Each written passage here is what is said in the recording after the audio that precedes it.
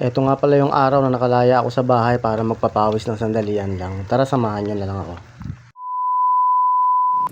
Pagkatapos ng malakas na bagyo na tumama dito sa Isabela, syempre dama itong Santiago. Kaya naman naisipan ko lumabas at tingnan kung ano ang naging epekto ng bagyong Paulo sa Santiago at sa Isabela na rin syempre. Napakaswerte nga natin at hindi naging ganong kalaki naging damage dito sa Santiago. Parang wala lang din at parang walang nangyari. Tingnan nyo yung paligid, normal lang din. Kaya magpasalamat tayo sa Sierra Madre na siyang umaharang pag may malalakas na bagyong dumarating. Patuloy sana nating alagaan ng Sierra Madre at wag sirain. Pag tuluyang nasira yan, sigurado kawawa tayong lahat pag may mga bagyong malalakas na dumarating dito. Mag-isip-isip kayo habang maaga pa. Ang tanging nagiging problema lang natin na malaki dito pag bumabagyo ay yung baha. Tigilan yung mga pagtatapon ng mga basura dun sa mga drainage system natin. Yan ang nagiging sanhi minsan ng baha natin. Pag naman nasa part tayo ng mga binabaha ng sagad, subukan nating linisin yung mga drainage system natin, baka sakaling maayos yan. Huwag na nating hintayin ng lokal na pamahalan at makipagtulungan na lang din. Huwag na tayong manisi at wala rin tayong mapapala dyan, bagkus makipagtulungan na lang tayo. Bagkus pa nga, ang lalim nun ha.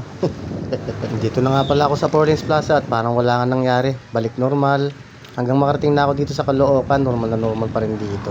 At wala naman masyadong traffic dahil linggo nga ngayon. Nga pala, suportahan natin ang mga kababayan natin na may maliit na negosyo, yung mga nagsisimula pa lang. Mag-PM ka lang sa akin kung gusto mong i-feature yung maliit na negosyong nasimulan mo. Baka sakaling makatulong ako sa'yo.